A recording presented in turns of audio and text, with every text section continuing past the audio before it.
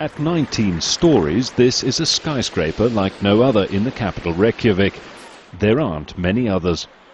It was built as the centrepiece of a financial sector that knew no bounds until the banks collapsed in 2008, taking 10 times the gross domestic product with them. And also the savings of over 300,000 British and Dutch customers of the online bank Iceland. Britain and the Netherlands compensated their savers. They want Iceland to pay $5 billion back.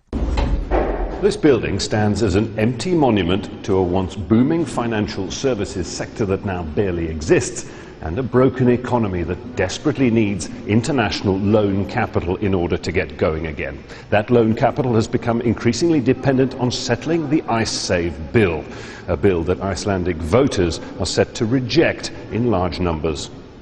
The issue isn't whether Iceland will pay, but how much and on what terms. Saturday's referendum won't solve anything. The law in question is now obsolete, superseded by better terms already secured in negotiations that are still ongoing.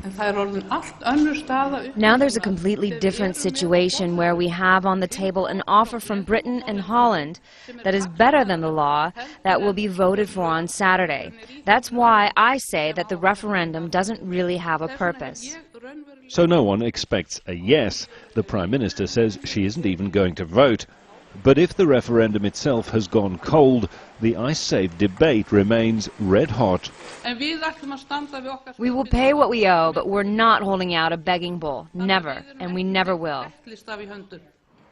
Iceland is outraged that a loan from the International Monetary Fund is on hold while negotiations, under duress, continue.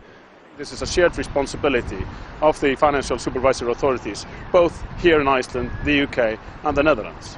And the solution lies in coming to a reasonable agreement that Iceland can pay, because Iceland has been willing to pay. And then there's the question of anti-terror laws invoked by Britain at the time to seize UK assets in Iceland's banks.